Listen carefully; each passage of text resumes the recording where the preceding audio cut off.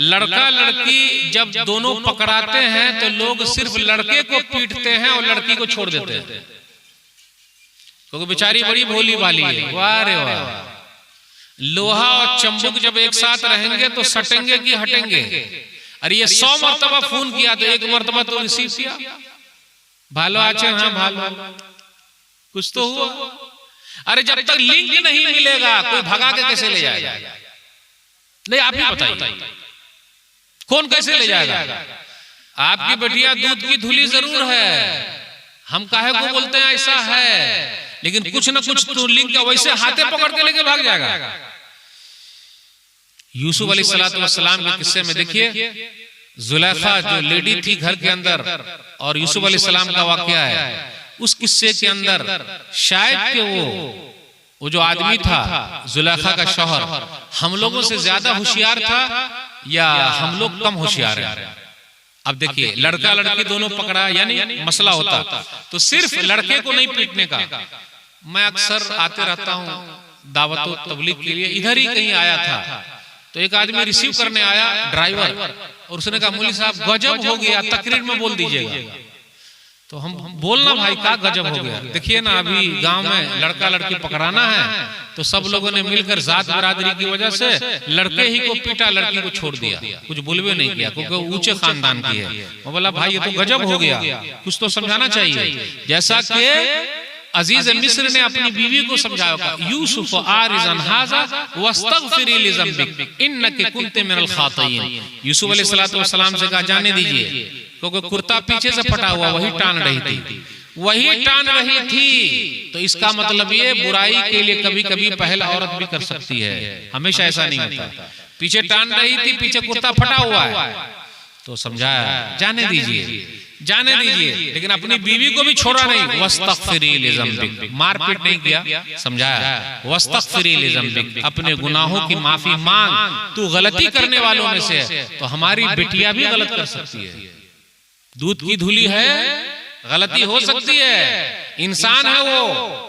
तो मेरे भाई हो ये सुधार की बहुत जरूरत है, अपने समाज में चल ही रहा है। और कभी कभी तो हमारी बेटिया की अब हालत ऐसी हो गई, आप शायद कि आप लोग यहाँ न हो, लेकिन एक बड़े पैमाने पर बेटिया को इस्लाम से खिलाफ किया जा रहा है और वो इस्लाम छोड़ रही है, इधर उधर भाग रही है दूसरों के साथ। बेटिया हो तो ऐसी कैसी, उम्मे सुलैम रज़ी अल्लाह तआला अन्हा जैसी।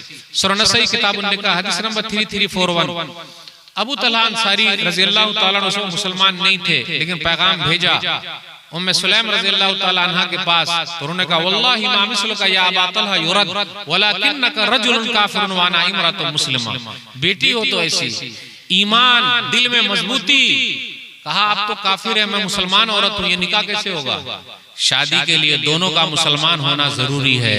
तो उन्होंने इस्लाम कबूल किया और ये शादी हो गई। मेरे भाई हो ये भी अपने समाज में दिख रहा है। अपनी बेटिया की तरबियत ऐसी कीजिए कोई हमारी बेटी को चूना लगा न सके। तौहीद मजबूत कर दीजिए, कुफ्र के बारे में बताइए, इनकार के बारे में बताइए, शिर्क के बारे में बताइए। हम सब गुनाह के बारे में बताते हैं, ज़िना करना गलत है, झूठ बोलना गलत है, ये काहे नहीं बताते? कुफ्र भी गलत है, शिर्क भी गलत है, इस्लाम के खिलाफ जो है उसके खिलाफ जाना भी गलत है। हम सब की जिम्मेदारी बनती है। बस एक दो बात और बयान करके मैं आपसे रुक सकूंगा।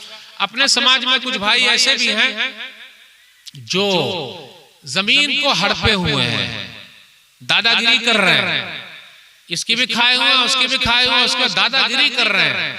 अच्छा दो जमीन के बीच में आप लोग आइल बोलते हैं या आरी बोलते हैं? क्या बोलते हैं आप लोग? आरी बोलते हैं ना, उर्दू में आरी चलती है, बंगाल में शायद आइल चलती है। तो पहले एकदम मोटका मोटका होता था, मोटका मोटका, अब एकदम इतना पतला हो गया है कि वो लकड़ी वाला आरा हो गया। लकड़ी काटते ना आरा, उधर से पकड़ के इस तरह रेसने वाला एकदम पतला बना दिया। इधर से भी मार रहा है, इधर से भी मार रहा है, और सब कुछ है। मेरे भाइयों अल्लाह ने जमीन की बरकत छीन ली है। कभी आपने गौर किया? कभी गौर किया? जिसके पास जमीन है उससे बड़ा मालदार कोई नहीं है। अरे किसान लोग जिस तरफ हो जाएं, किसानों का आंदोलन आप लोग देखा नहीं है आप लोगों ने, वो क्या नहीं कर सकते हैं। सब लोगों को, शहर वालों को खाना यही सप्लाई करते हैं, पूरा खजाना इनके पास मौजूद है। किसानों की अहमियत इतनी ज्यादा है, आप मामूली समझ रहे हैं अपने खेत को। अल्लाह के नाम से शुरू कीजिए, बरकत इतनी हो जाएगी कि आप बरकत उठा नहीं पाइएगा। लेकिन नीयत साफ होनी चाहिए। किसी की जमीन हम हड़प नहीं करेंगे। अपने यहाँ कुछ लोग इसकी भी ले लिया, उसकी भी ले लिया। और एक बात और याद रखिएगा, हम सरकार की जमीन भी हड़प नहीं कर सकते। कितने लोग बोलते हैं ना गर्म अजरुआ है, यानी नहीं सरकारी है तो उसमें कब्जा कर लिया, दुकान बना दिया, मकान बना दिया, रोडे पर कब्जा कर लिया, पेशाब पैखाना रोडे पर कर रहे हैं, और नदी नाला बह रहा उसको भी भर भर के खेत बना दिया, घर बना दिया, दुकान बना दिया। हलाल है जी? नहीं मेरे भाई, सरकार की जमीन भी हम और आप नहीं ले सकते जब तक कि सरकार हमको दे न दे। लाइट उठे हमारे यहाँ, उसमें भी घुसा घुसा के बहुत कम बिल आता है। कितना बिल आता है? कितना बिल आता है? पूरा बिल काहे नहीं दीजिएगा? सरकार हमारी है, हेल्प करना हमारा काम है, देना पड़ेगा। तो घुसाइएगा नहीं उसमें। जितना बिल आया उतना ले लो भाई, और उतना बचा के कुछ नहीं होता। वो फालतू हम और आप टेंशन में कि बच जाएगा तो कुछ होगा ना। एक साहब ने मुझको कहा कि मौलवी साहब घुसाएंगे तो 4 लगेगा, नहीं घुसाएंगे तो 8 लगेगा, क्या किया जाए? हमने कहा भैया मत घुसाइए, 8 लगाइए, अल्लाह बहुत बरकत दे देंगे। आप हेल्प कर रहे हैं सरकार की, आपसे अच्छा कोई है ही नहीं है। सहायता कीजिए, मदद कीजिए, हेल्प कीजिए। तो मेरे भाइयों, गलत काम जहां कीजिएगा गड़बड़ी हो जाए। अब फ्री का कोई चीज बंटता हो, हम और आप उसको लेने के लिए तैयार है, और उसको लेने के लिए किराया ज्यादा लग जाएगा, फिर भी भाग के लेंगे। रे भाई सरकार से कहिए हमको नौकरी दो, फ्री में मत दो। भाई हमारे पास टैलेंट है, हम मेहनत करेंगे, हमको काम दो, है कि नहीं? तो कितने लोग हड़पे हुए हैं मेरे भाइयों? जी नहीं। हदीस के अंदर आया, सही मुस्लिम किताबुल मसाक़ात हदीस नंबर 1610, अरवा एक लेडी है, वो भी दबंग लेडी है।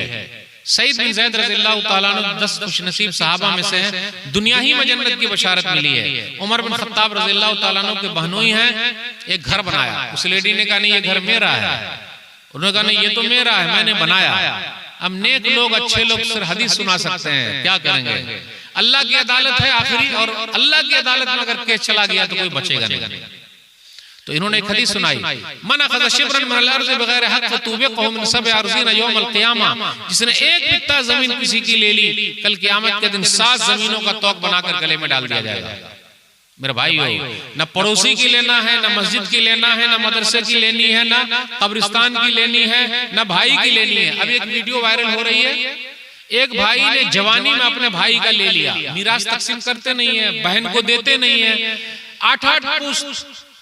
कल एक जगह मैं था किशनगंज में, एक मौलाना साहब बता रहे थे कि 1886 का केस 11 पुश्त के बाद अब हल हुआ है।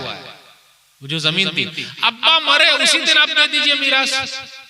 लोग क्या बोलते हैं कफन महिला हुआ ही नहीं, इनको जमीन ही की पड़ी हुई है। रे भाई सुन्नत पर अमल करना बहुत जरूरी है। अब्बा गए खत्म। कितने लोग बोलते हैं ना अम्मी मौजूद हैं तो अम्मी के रहते हुए काहे को तकसीम करें, तो अम्मी की इज्जत कौन करेगा? माँ के पाँव के नीचे जन्नत है, जो इज्जत करेगा जन्नत पाएगा, नहीं करेगा वो जन्नत।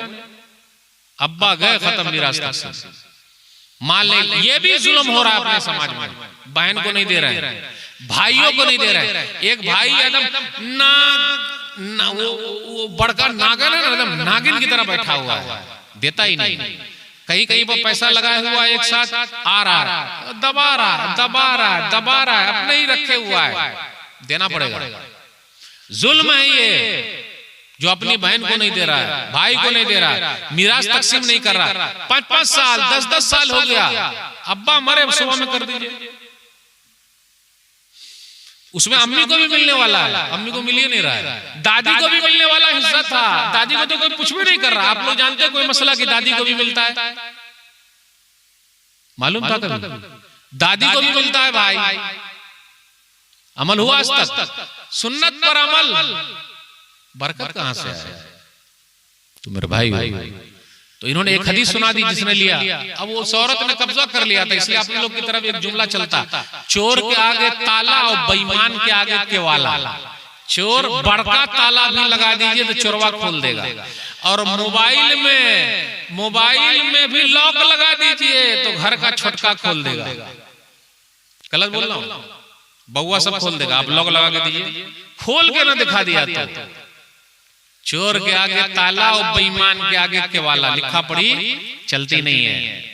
उन्होंने हदीस सुनाई, जिसने ले लिया तो बहन का भी लिया, भाई का लिया, पड़ोसी का लिया, किसी का लिया, जुल्म है ये। हाथ जिस दिन उड़ गए हम गए काम से। वो औरत नहीं मानी, इन्होंने बद्दुआ कर दी, अल्लाहुम्मा इन कानत काज़िबतन फ़अमी बसरहा वजल क़ब्रहा फ़ी दारिहा। ऐ अल्लाह, ये औरत अगर झूठी है तो इसको अंधी बना दे, इसके घर कोई कब्रिस्तान बना दे। कुछ दिनों के बाद वो औरत अंधी हो गई, अंधी हो गई। आप बताइए, एक घर पर कब्जा किया तो अंधी हो गई, और जिसने पूरा मुल्क कब्जा कर लिया। फलस्तीन की हालत देख लीजिए, उनकी हालत क्या होगी। अब केस अल्लाह की अदालत में है। मेरे भाई, एक घर पे कब्जा किया, घर यही धरा का धरा रह गया, वो औरत अंधी हो गई। अभी भी सुधर जाती, जाके मिल लेती, नहीं ये घर आपका ले लीजिए, दुआ कर दीजिए मेरी आंख आ जाए देखने। नहीं, आदमी अंधा हो जाता है, किसी का हड़प करता है तो अंधा हो जाता है। कुआं आप लोग की तरफ होगा, कुआं पहले घर में कुआं होता था, वो अपने घर में जा रहे कुएं में गिर गई। जिस घर पे कब्जा किया वो घर भी रह गया। इसलिए जो लोग कब्जा किए हुए जब वो मरेंगे तो आप सब लोगों से मैं रिक्वेस्ट करता हूं, उसके जनाजे में पहले जाइएगा। काहे? क्योंकि वो जमीन को लेकर कब्रिस्तान जा रहे हैं।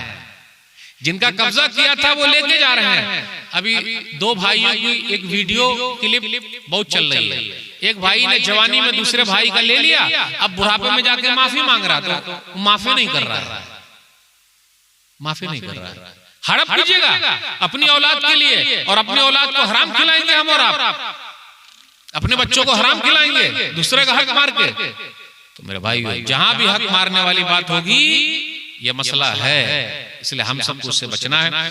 बहुत सारी बातें आपसे करनी थी, रात काफी हो चुकी है, और अल्हम्दुलिल्लाह आप लोग बैठे हुए हैं। मेरी उर्दू तो समझ में आई कि नहीं आई भाई? आ गए ना सब लोग अल्हम्दुलिल्लाह। आप लोग और अच्छे हैं, मुझको तो एक जबान कम आती है, यानी बांग्ला आती ही नहीं, लेकिन आप लोग को आ रही है, उर्दू भी आ रही है, हिंदी भी आ रही है, और संस्कृत भी सीखिए। संस्कृत अपने भारत की जबान है, उसको भी सीखिए, अपने बच्चों को आगे बढ़ाइए अल्हम्दुलिल्लाह। और मुसलमान लोग भी संस्कृत सीखने में भी कहीं कहीं बहुत आगे आगे प्रोफेसर भी हैं अल्हम्दुलिल्लाह। आइए धीरे धीरे जरा समाज सुधार के ताल्लुक से कुछ बातें आपके सामने रखनी है। मैं शुरू करता हूँ। अपने समाज में देखिए, कमाना कम हो रहा है, पैसा ज्यादा जा रहा है, और अपना वक्त भी बर्बाद हो रहा है, सेहत भी बर्बाद हो रही है। कुछ भाई ऐसे हैं जो खैनी खाते हैं, गुटखा खाते हैं, तंबाकू खाते हैं, बीड़ी सिगरेट पीते हैं। सर मत हिलाइएगा, वरना मौलवी साहब समझ जाएंगे कि आप ही हैं। बस सिर्फ मौलवी साहब को ताकते रहिए कि हम लोग बीड़ी सिगरेट तंबाकू खैनी गुटखा खा रहे हैं कि नहीं खा रहे हैं। बीड़ी सिगरेट पी रहे हैं, कितने लोग अपनी जान को भी बर्बाद कर रहे हैं। यहाँ देखिएगा, यहाँ पर कितने लोगों का निशान पड़ जाता है, कट जाता है, और कितने लोग ये भी पी रहे हैं जो नहीं पीना चाहिए। अल्हम्दुलिल्लाह अपने बिहार में बैंड है ये, और नीतीश जी काबिल मुबारकबाद है कि उन्होंने बैंड लगा रखा है। पूरे भारत देश में अगर बैंड लग जाए तो प्रधानमंत्री जी से हम और आप आग्रह ही कर सकते हैं, रिक्वेस्ट कर सकते हैं कि पूरे भारत देश में बैंड लगा दीजिए जो लोग पीते हैं। आपको पता है महिला सब बहुत खुश है, लेडीज बहुत खुश है। क्यों? इसलिए कि पीने पर उन्होंने बैंड लगा दिया, और उसके बाद जो गाड़ी चलाते थे एक्सीडेंट हो जाता था, अल्हम्दुलिल्लाह वो बहुत कम है। तो मेरे भाइयों, अपने आप को नुकसान में मत डालिए। बीड़ी सिगरेट तंबाकू खैनी गुटखा से आप ही लोग बता सकते हैं सेहत बनती है क्या? कोई बता दे मैं गुटखा खाता हूं तो मेरी सेहत बनती है। हॉस्पिटल चले जाइए, गुटखा खाने वालों का आप देखिएगा यहाँ पर पूरा कट के गिर गया है, पूरा बीमारी हो गई है। और आपको सुनकर ताज्जुब होगा कि बीड़ी सिगरेट पर लिखा हुआ रहता कि नहीं रहता कि भाई ये कीजिएगा ऐसा तो आपको कैंसर हो जाएगा। लिखा हुआ रहता है, कभी देखें लिखा हुआ रहता है, क्योंकि आप लोग पीते ही नहीं है इसलिए आप लोग को पता ही नहीं है। जो लोग हैं देखते होंगे कहीं पर, उनको पता होगा कि उसके ऊपर लिखा हुआ रहता है कि अगर आप पीजिएगा और ऐसा कीजिएगा तो आपको कैंसर हो जाएगा। फिर भी हम और आप क्या करते हैं? उसको ले आते हैं, जो लोग लाते हैं। बिल्कुल ऐसा ही जब दज्जाल आएगा तो दज्जाल के माथे पर लिखा हुआ रहेगा काफिर। यहाँ माथे पर पेशानी पर लिखा हुआ रहेगा काफिर, उसके बाद भी लोग उसके पीछे पीछे भागेंगे। जैसे डिब्बी में लिखा हुआ है नुकसान वाला, उसके बाद भी हम और आप पीते हैं। वला तुल्कू बिअयदीकुम इला तहलुका, सूरह बकरा सूरह नंबर 2 आयत नंबर 195, कि तुम अपने आप को हलाकत में मत डालो। इसलिए मेरे भाइयों, पैसा बचाइए, पैसा बचाइए, पैसा बचाइए, और अल्हम्दुलिल्लाह आप लोग बचा ही रहे हैं। एक बात और बता दूं, हर जुमा को अगर हम और आप बीड़ी सिगरेट का पैसा बचा लें तो हमारी मस्जिद मालदार हो जाए। वो कैसे? अच्छा, दिन भर में कितनी चाय पीते हैं भाई? बोलिए, क्या नाम है आपका? तैयब, तजम्मुल भाई, दिन भर में कितने चाय पीते हैं हम और आप? 10-15 पी जाते हैं। एक चाय 5 रुपए की होगी, 10 रुपए की होगी, सही सही। अगर 10 चाय पिएंगे तो कितना पैसा हो गया? 100 रुपया। मौली साहब एगो चाय मांग रहे हैं आप लोगों से। क्या मांग रहे हैं? एक चाय मतलब मौली साहब को चाय मत पिलाइए, मतलब यह है कि एक चाय का पैसा मौली साहब को दे दीजिए। मतलब एक चाय जरा कम होगी, एक चाय का पैसा बचेगा। हफ्ते भर में कितना बच गया? 100 रुपए करीब। अब गुटखा का कहाँ कीजिएगा भाई? गुटखा भी तो जोड़ना है ना, तो उसका भी जरा कम कीजिए। बस अभी खत्म करने की बात तो मौली साहब कर ही रहे हैं, लेकिन कैसे हम और आप अपनी मस्जिद को भी मालदार बना सकते हैं? अगर मस्जिद में 200 लोग नमाज पढ़ने आते हैं और 200 लोग सिर्फ एक चाय का पैसा और एक गुटखा का पैसा दे दे, बस जेब का पैसा न दे, वरना आप लोग बोलिएगा अरे मौलाना लोग सिर्फ पैसे ही निकाल रहे हैं, सिर्फ पैसे निकाल रहे हैं। मेरे भाइयों, ये जो पैसा निकाल रहे हैं आप अपनी जन्नत के लिए निकाल रहे हैं। मौली साहब के लिए क्या निकाल रहे हैं? बेचारे मौली साहब कहां से सफर करके आए हुए हैं, रात भर जागेंगे आपके लिए, आपके बच्चों के लिए। मौली साहब को क्या है? चाय पीने वाला दे दीजिए भाई, अब हमेशा दिया कीजिएगा। देखिए, अगर ऐसे ही सब लोगों को ये जोश आ जाए कि मैं एक चाय का पैसा बचा रहा हूँ, मेरे भाइयों, मस्जिद में अगर हम और आप 300 लोग नमाज पढ़ने आते हैं, 300 लोग, सुन लीजिए, मस्जिद में अगर हम और आप 300 लोग जुमा के दिन आते हैं तो कितना पैसा हो जाएगा? 100 रुपया। ज्यादा पैसा नहीं मांगे। 300 लोग मस्जिद में नमाज पढ़ने आए तो कितना पैसा हो जाएगा? 3 हिसाब भी नहीं कर रहे हैं। 300 लोग 100 रुपया हर जुमा को मस्जिद में दे रहे हैं, अपने गुटखा का, बीड़ी का, तंबाकू का, खैनी का, चाय का। कितना हो जाएगा? 30,000। सही पकड़े हैं आप। एक हफ्ता 30,000, दूसरा हफ्ता 30,000, तीसरा हफ्ता 30,000, चौथा हफ्ता 30,000, और कभी कभी 5 हफ्ता भी हो जाए 30,000। कितना हो गया? आप ही बताइए कितना हो गया? यह आपके जेब का पैसा नहीं गया, बल्कि आपकी सेहत को बचाने वाला पैसा है। यानी उतना कम करेंगे तो आपकी सेहत बची। कितने लोगों को शुगर हो जाता है, अल्लाह हर एक को हर बीमारी से शिफा दे दे, आमीन। भाई मीठा नहीं खाने का, मीठा नहीं खाने का, मीठा नहीं खाने का, मीठा नहीं खाने का। अच्छा, चाय पी रहे हैं तो वो भी जरा ए भाई कम डाल, तो फीकी पिला, तो ऐसा कर, तो वैसा कर, दिस और दैट सब लगा हुआ है। और कितने लोग ऐसे बेचारे को बीमारी हो गई, मीठा सामने रखा हुआ कुछ कर ही नहीं सकते, पैसा सामने रखा हुआ कुछ खा ही नहीं सकते। मेरे भाइयों, धीरे धीरे करके हम और आप अपनी मस्जिद को भी मालदार बना सकते हैं। जिस तरीके से आपने अपने मदरसे को चलाने का ये रखा है, मस्जिद को भी ऐसा रखिए। अगर थोड़ी सी कोशिश करेंगे तो आपकी मस्जिद बहुत आगे चली जाएगी, और इमाम साहब की तनख्वाह भी ज्यादा हो जाएगी, मुअज्जिन साहब की भी हो जाएगी, खादिम साहब की भी हो जाएगी। तो ये पाई जमा करेंगे तो उसका बड़ा फायदा है। और अपने बच्चों को पढ़ाने में पीछे मत रहिए, क्योंकि हम और आप तालीम से ही, एजुकेशन से ही आगे बढ़ सकते हैं। इसलिए मेरा एक नारा है, आधी रोटी खाएंगे, बउआ को पढ़ाएंगे। नेता लोगों के चक्कर में मत रहिएगा। नेता लोगों को अपने औलाद की फिक्र है। क्या नेता लोग हमारे बच्चे का नाम जानते हैं? कोई बता दे कि जानते हैं। अभी गाड़ी में भर भर के आए थे, गाड़ी में भर भर के ले ठुसा ठुसा के कमाने के लिए जा रहे हैं। स्पेशल गाड़ी चली, मार खाए, पुलिस वाला भी पीटी रहा है, घुसा के मार रहा है। अपनी फिक्र कीजिए। अपने बच्चों की फिक्र कीजिए। जब तक ऐसा नहीं कीजिएगा मेरे भाइयों कुछ नहीं होगा। खुद ही करना है, खुद ही बदलना है, तब हो पाएगा। और आपने जिस दिन सोच लिया कि भाई बदलाव लाना है तो लाना है। मेरे भाइयों, अपने समाज में कुछ कमी है उसको दूर करना है। आप लोगों के यहाँ शादी ब्याह में लोग दान दहेज लेते हैं क्या? नहीं लेते हैं आप लोग के? माशाअल्लाह, आप लोग का इलाका बड़ा अच्छा है, अल्हम्दुलिल्लाह, काबिल मुबारकबाद है कि आप लोग शादी ब्याह में कुछ भी लेन देन नहीं करते हैं। लेते हैं? अल्लाह हो, कैसे किताब और सुन्नत पर चलने वाले लोग हैं यार। नबी सल्लल्लाहु अलैहि वसल्लम अबू बकर सिद्दीक रज़ी अल्लाह तआला अन्हु से लिए दान दहेज? जब उम्मुल मोमिनीन आयशा रज़ी अल्लाह तआला अन्हा से निकाह किया तो नहीं लिए? अच्छा, आप लोग क्या लोग कैश भी लेते हैं क्या? अभी एक दो वाकया मैं अक्सर सुनाते रहता हूँ। कुछ बेटी वाले को भी पैसा काटता है, अब मामूली ना समझिएगा, कुछ बेटी वाले को भी पैसा काटता हो, कभी कभी बेचारा मजबूर भी है। लेने वाले का तरीका क्या है? नहीं, अल्लाह हराम हराम हराम। सब लोगों से पूछिए, लेन देन करना हलाल है कि हराम है? हलाल तो कोई नहीं बोलेगा। लेन देन करना हलाल है कि हराम है भाई? अब हलाल तो कोई बोलेगा नहीं। नबी सल्लल्लाहु अलैहि वसल्लम की सुन्नत है? नहीं भाई, नबी सल्लल्लाहु अलैहि वसल्लम की सुन्नत भी नहीं है, तो फिर लेते क्यों है? अरे मौलवी साहब, हम कहाँ लेते हैं, वो तो बेटी वाले खुद देते हैं। अरे देते हैं या ठोठा दाब के लिए जाते हैं? ले रहे हैं पैसा। ओ हो, फलाने ने अपनी बेटी को दिया तो आप अपनी बेटी और दामाद को नहीं दीजिएगा?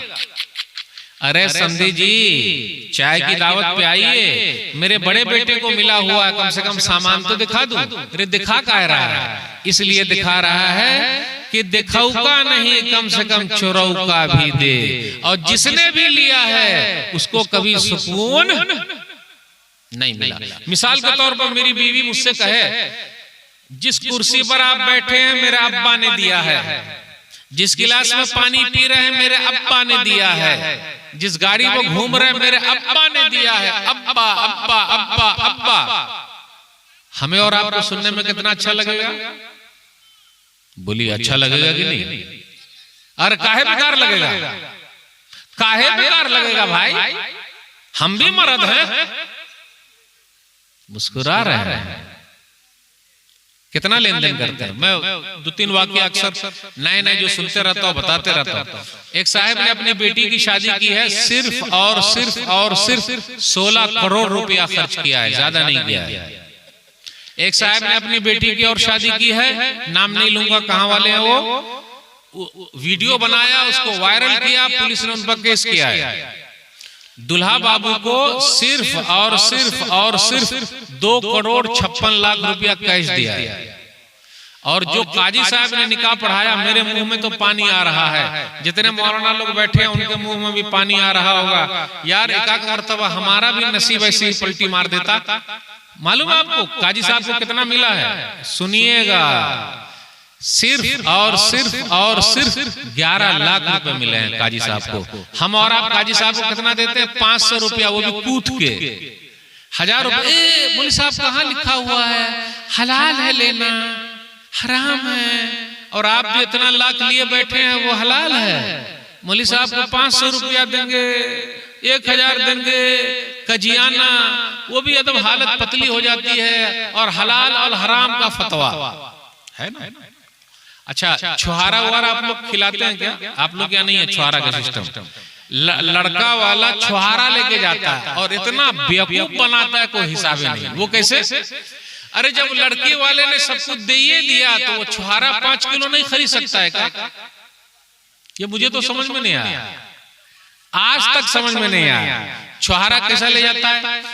और आप लोग यहाँ ये सिस्टम है कि नहीं पता नहीं। छुहारा लेके गया और सीधा लुटा देता है, और चाहे जमीन में गिरे या कांटा में गिरे। और ये छोटका बउआ सब कांटे पर गिर के उसको उठा के लाता है। अब आप लोग यहाँ है कि नहीं पता नहीं। छुहारा खाने के लिए छुहारा क्यों? मेरा सवाल है, छुहारा क्यों? लड़की वाला वो भी आपको दे सकता है। मैं लड़की वाले से अपील करता हूं कि आप अपनी बेटिया को आप कफन भी दे दीजिए, अपनी बेटी को कफन भी दीजिए, ताकि जब बेटी दुनिया से रुखसत हो तो आपके कफन में हो।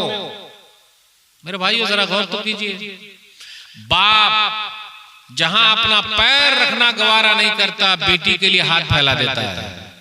कितनी बारात वापस गई है। आप लोग के यहाँ भी बाराती सिस्टम है क्या? है? कितना जाते हैं भाई? ये हर जगह है, हमको तो समझ में नहीं। जबकि ये पूरा तौहीद वाला इलाका है, सुन्नत वाला इलाका है, तो सुन्नत पर अमल तो यहाँ ज्यादा होना चाहिए। वैसे सब लोग कितने बाराती जाते हैं? 50, 150, 200। खाने का जाते हैं, गोश्त भात घर पे नहीं मिलता है। अगर दाल भात भरता खिलाए तो, अगर बाराती को दाल भात भरता खिलाए तो कैसा रहेगा? खाएगा? नहीं खाएगा, गाली देके भी आएगा, गाली देके भी आएगा। बारात जाके रहेंगे चाहे हमारी गाड़ी उलट जाए। कितनी गाड़ी उलट गई, पलटी खा गई, कितने लोग मर गए। और बाराती लोगों की गाड़ी उलटती है सीधा, क्योंकि वो मस्ती बहुत करते हैं वो लोग। ताक झांक, शायद आप लोग की तरफ फटाका फोड़ना नहीं होगा, शायद नहीं होगा। ये अच्छी बात है। आप दुआ कीजिए कि ये सब भी ना हो जो मौलवी साहब बोल रहे हैं। नो बाराती, बारात जाइएगा। आप लोगों में से कितने जो मैं 15 साल से बाराती नहीं जाता, कम से कम 99 तो है, एक आदमी कम है, चाहे कोई वजह। आप मत जाइएगा, सुभान अल्लाह, एक आदमी हो गया। बस मेरी तकरीर की मेहनत वसूल मौलवी साहब, एक सुन्नत पर अमल हो गया। और कोई आप में से जो बाराती नहीं जाएंगे, आप 2 आदमी हो गए। और कोई है? आप भी नहीं जाइएगा, अल्हम्दुलिल्लाह। 5, 6 बारात नहीं जाना है, 7। आपको मालूम है बेटी वाले पैसा कहां से लाए हैं, खाना कहां से लाए हैं? भीख मांगे हैं, जमीन बेचे हैं, सूद पर पैसा लाए हैं आपके नाज़ो नखरे के लिए। और आप जाइएगा, हम जाएंगे। कैसे गवारा करता है भाई? हमारे पास भी बेटी है, कैसे होगा? कैसे होगा? अहद कीजिए यहां से। जब हम खांटी हैं तो हर चीज में खांटी रहेंगे और खूंटा रहेंगे, कोई उखाड़ नहीं सकता है। तौहीद वाले हैं, सुन्नत वाले हैं, और वो अमल करके दिखाने वाले हैं, ताकि आपका गांव रोशन हो। लोग कहें कि फलाने गांव वाले ने उस शादी का बाइकाट किया है जिसमें लेन देन हुआ है। और जितने उलमा हैं सब लिखें और सब अहद करें, उस शादी में निकाह नहीं पढ़ाएंगे, नहीं पढ़ाएंगे, नहीं पढ़ाएंगे जिसमें लेन देन हो। तब आप लोग क्या बोलिएगा?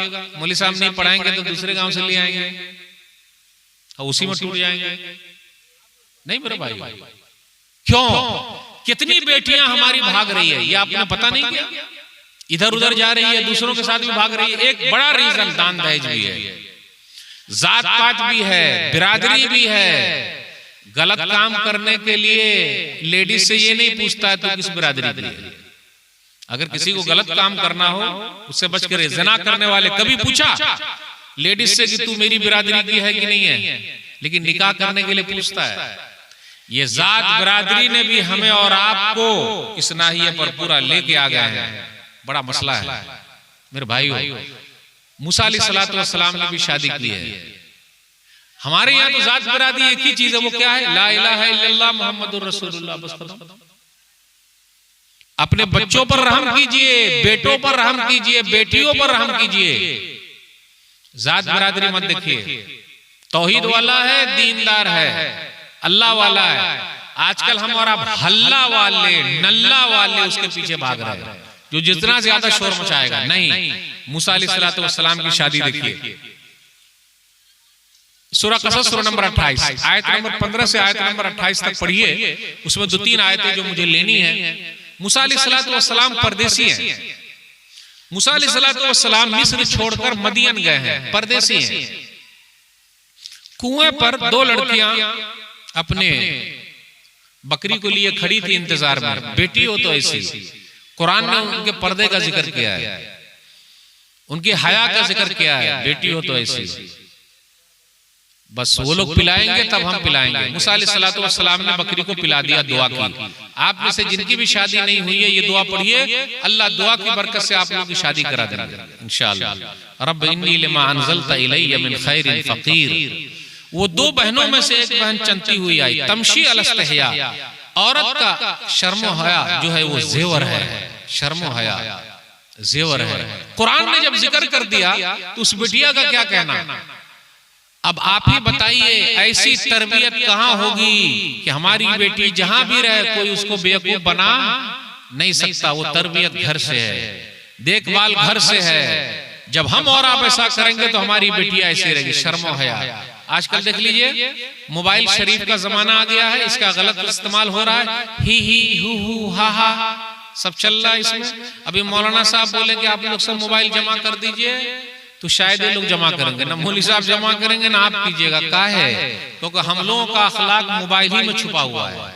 किसी का अखलाक देखना हो तो मोबाइल के अंदर देख लीजिए, इनकी भी फोटो है उनकी भी फोटो है और फोटो ही फोटो है और सब चल रहा है। नहीं मेरे भाइयों, ये सब नहीं। तमशी अलस्तहया। मूसा अलैहिस्सलातु वस्सलाम की शादी कैसी हुई? इस दुआ की बरकत से।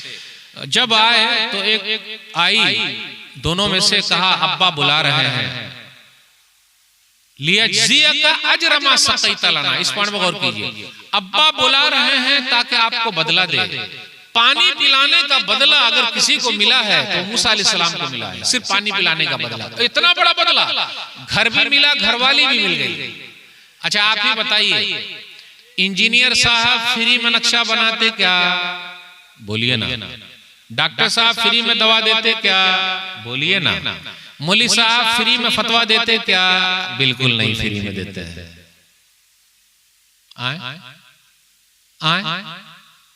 लग रहा मेरी उर्दू नहीं आई समझ में। अरे मौलाना लोग फ्री में फतवा देते हैं क्या? फ्री में नहीं देते, सही बोले आप। मौलाना लोग भी तो पैसा लेते हैं ना फतवा देने का। कहां ले रहे हैं? रात में 2 बजे आप फोन कीजिएगा, मौलाना आप तो ऑनलाइन हैं, ये फतवा दे दीजिए। पैसा लिए, फ्री में दे दिया। यानी सबसे हल्के कौन हो गए? मौलाना साहब। डॉक्टर साहब हल्के नहीं है, इंजीनियर साहब हल्के नहीं है। हल्के कौन है? मौलवी साहब। दामाद अगर डॉक्टर है तो लाखों में उसकी कीमत है, इंजीनियर है तो लाखों में कीमत है, और मौलवी साहब है, अब पूछे मौलवी साहब से कितना मिला, कहाँ बताए? नहीं आप ही मौलवी साहब जरा खोल के बात कर रहे हैं, क्योंकि यहाँ बात करना, तकरीर नहीं करनी है। आप ही बताइए, आप ही बताइए मेरे भाई।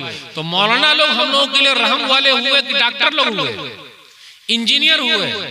इनके साथ अपनी बिटिया निभाइएगा तो सस्ते में हो जाएगा। तो ये रहम वाले, इनसे मोहब्बत करना सीखिए। हम मूसा अलैहिस्सलातु वस्सलाम की शादी देख लीजिए। अपने यहाँ ये रिवाज है कि नहीं पता नहीं, हो सकता आप लोग क्या ना हो, या हो सकता हो। लड़की वाले बैठे रहते हैं कि लड़का वाला चल के आएगा हमारे यहाँ तो शादी करेंगे। जी नहीं, कभी कभी लड़की वाले को भी चाहिए कि चल के लड़का वाले के पास जाए कि आपका लड़का मेरी लड़की, हम दोनों समझी जी। अभी आप लोग क्या रिवाज है कि नहीं वल्लाह, लेकिन कुरान में रिवाज है। वो जो मूसा अलैहिस्सलातु वस्सलाम थे, उनसे वो होने वाले जो ससुर जी हैं शुएब अलैहिस्सलातु वस्सलाम, या शुएब नामी नेक आदमी, उन्होंने क्या कहा? मैं चाहता हूं कि अपने दोनों बेटियों में से एक बेटी का निकाह आपसे कर दो। अब देखिए, अपनी मेरे बाप बेटी है, मैं निकाह करना चाहता हूं आपके बेटे से या आपसे। ऐसा कोई बोलेगा खुल के? अभी गड़बड़ हो जाएगा, शाने घट जाएगी। अब पगला आदमी कहेगा। अब देखिए कुरान ने कितना खोल के कहा है। हम और आप कुरान और हदीस पर चलेंगे तो शांति ही शांति है। इधर उधर जहां चलिएगा घबराहट ही घबराहट है मेरा भाई। मैं चाहता हूं कि अपने दोनों बेटियों में से एक बेटी का निकाह आपसे कर दो। तो क्या मूसा अलैहिस्सलातु वस्सलाम के ससुर जी ने पूछा 1 लाख कमाते हैं क्या? नंबर 1। नंबर 2, आपका खानदान क्या है? नंबर 3, खुद का घर है क्या? ये 3 सवाल बहुत हो रहा है। आजकल शादी लेट हो रही है, खुद का घर है क्या? रे भाई 20 साल का है, 25 साल का है, खुद का घर कैसे हो जाएगा? अब्बा जब 50 साल के हुए तब घर बनाए हैं।